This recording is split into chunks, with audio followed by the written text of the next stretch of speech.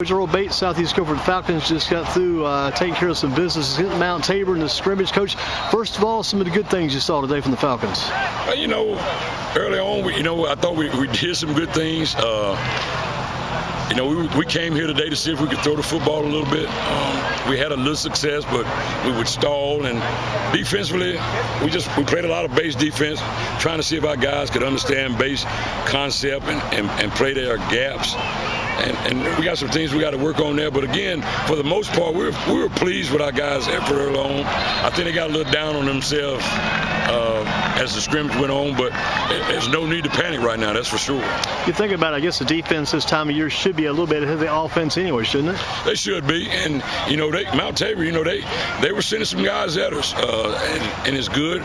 We need to see whether we can pick up a very aggressive defense like them, because we're going to play teams that are good like that, and it's good for us to see that type of competition this early in the season. And from Mount Tabor, they have some very good quick wideouts, some tall, lean, downfield receivers, and that gives your defensive backs a chance to go up and play against some competition like that. That's a good thing, too. Yeah, it is, and one thing about our league, we're going to see a lot of long, wide receivers, so it is a good tune-up for what we're going to see week to week. Look at the offense. Try to get a little play action going. I guess the quarterback will roll out action and try to find those receivers out in the slots out there, and then maybe begin to look up. I guess you got to start slow though, but it kind of build up field as you go along. Yeah, we do. Again, we're trying to figure out our quarterback situation right now.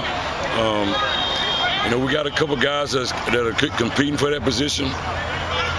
We're getting close. We're just not quite sure. We need a little more confidence out of the guy that's going to take over. He needs to take a little more control. I guess, too, now's the time when the key running backs, it's the time for them to step up and carry the load to the quarterback's ready, I would think, too. We've got good running backs. Ian McKinnon is an excellent running back. He probably is not very happy right now because he wanted to run it more today. But I told him, coming over here that the plan wasn't to run it a whole lot. So, again, he's going to get his opportunity to tote the football a whole lot for us. And you look at the team as a whole, I guess if you wanted to sum it up in one word, you might sum it up saying young. This is a young Southeast Guiford team in a lot of ways. Oh, absolutely. You lose 22 seniors that played a whole lot of football, played a whole lot of snaps. And we're playing a lot of young guys in a lot of key positions. Sometimes that's not a bad thing. We feel good about the group of kids we have. We're excited about that group. We're going to continue to grow, and this team is going to be okay. And you think about Serrano. Serrano took him a little while to come along once he took over for Stevens back when Stevens injured that Dudley game a few years back. Once Serrano took over, he began to grow and build and got stronger. And I think he went 7-3 both those years he was quarterback. So, I'll take 7-3 quite a few times myself for a record. That's not bad at all. That's not bad. And again, we're not in a panic stage. Our kids are going to continue to get better. We know what we're up against. They're going to come to work. We'll be ready to go next week against Southern, and we're going to continue to get better week to week. And it might be a good thing for you, too, because it sounds like the game plan may change week to week sometimes also. The game plan may change as these quarterbacks and players develop more, and you can adjust the game plan and show some different looks as the weeks build and go on. Well, typically the first 2 or 3 weeks, you're always evaluating personnel. You got a few guys that you're going to move around from here and there, so that's a normal process. We're probably a little more so than normal this year just because of how young we got a lot of guys that competing against each other. We just got to get guys in the right place. What about come Monday? You walk on the field Monday for practice. Now it's going to be game week starting Monday.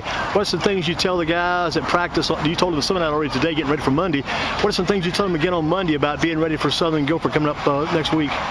Well, it starts with film tonight and this weekend, evaluating this, the scrimmage.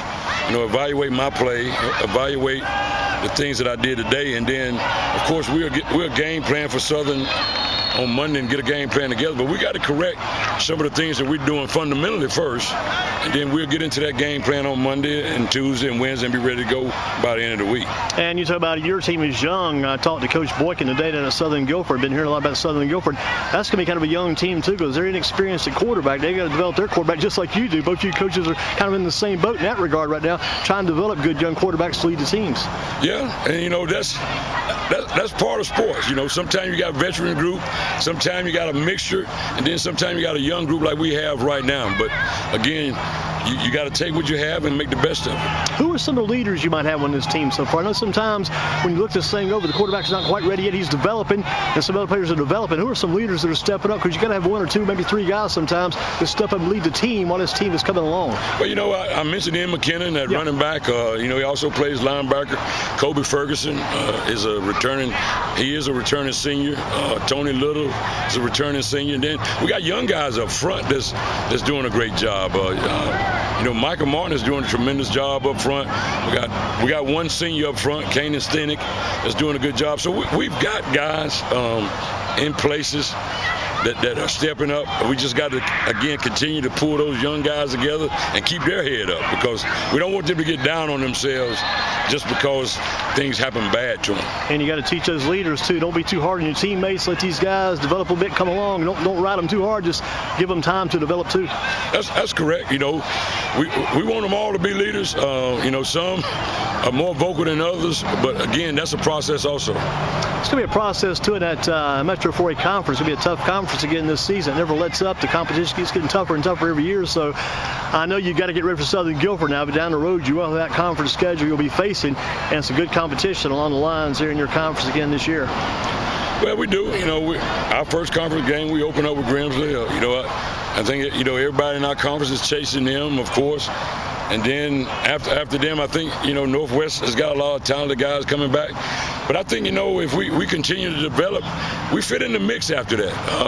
And our kids believe that.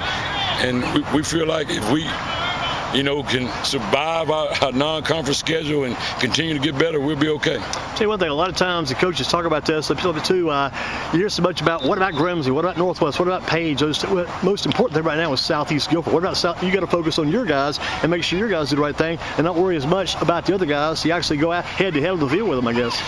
I say it all the time, you know, control what you can control, and you just said it. I'm more concerned on us fixing ourselves. You know, if we do the things that we want our guys to do, we feel like we're going to be okay. We feel like we're going to be very competitive if we do that, and we feel like we're going to be in football games. So that is our focus. Yes, we know what our schedule looks like, but we're more concerned about the things that we're doing day to day. What's the road been like over the years for you? Going back to Eastern Guilford, like then Western Carolina, then you come out and you're around Reedsville, Moorhead, Southern Guilford, Northeast, down Southeast. What's that road been like for you all these years? You put in some years, but you've had some good stops along the way too. Well, you know, football has been part of my life for a very long time. Football has been good for me. I think football, you know, is one of those team sports that can give you a lot of great opportunities, and it definitely has given me the opportunity to do something that I love to do, because otherwise I wouldn't still be in it right now. So I enjoy being around the kids. I enjoy seeing them grow, developing the young men. So it's always good to see those things out of the kids. I guess one of the most important things you're doing as a coach and as a teacher, teaching those guys to become grown men, like you're saying. That's probably one of the things you value the most about getting a chance to do that, to bring these kids along. Yeah, you know, we stress that. You know, at the end of the day, football is only going to be a small part of their lives. At some point, you know, these guys going to grow up and have families, maybe fathers, you know, so we want them to be good young men out in the community one day. And you got to teach them, too, what to be like sometimes when the chips are down. Football, a lot of people go back to it in life, because if they played some football or played a team sport in school, even an individual sport, many times in life they have some challenges, and those events and experiences in sports can come back and help those people through those challenges. They may be laying down in bad shape, but they can come back because they have come back before on the field. This game relates to life in a lot of ways. You know, just like when things are not going good in games, things are not always going to go good in life. And so we're constantly, you know, I relate a lot of things that the game brings, the game brought to me. I relate it to things in the real world of these guys when we're having those talks. So, again, that's the ultimate goal. You know, some of these guys will go on and play college sports. But, again, that doesn't last forever. At some point, you have to get out here in the world and hold a regular job. And it's interesting, too, you're playing at Bill Slayton Stadium, having lost him this past year at 91 years old, and lost Marion Kirby and some other key coaches. A lot of good memories out there for football, a lot of things to keep doing to make more memories. You've got to make more memories now so you can have those later on, too. Yeah, you know, I'm thankful every day that I continue to wake up and continue to go to work. You know, I never take that for granted. Again, if I didn't love it as much as I do, I probably wouldn't still be out here right now, but I love coming to work, being around these guys every day. Love to hear you talk about the team, Coach. Keep up the good work, and always keep up that Falcon pride, as John Swihart would say. Got to keep that Falcon pride going. Absolutely.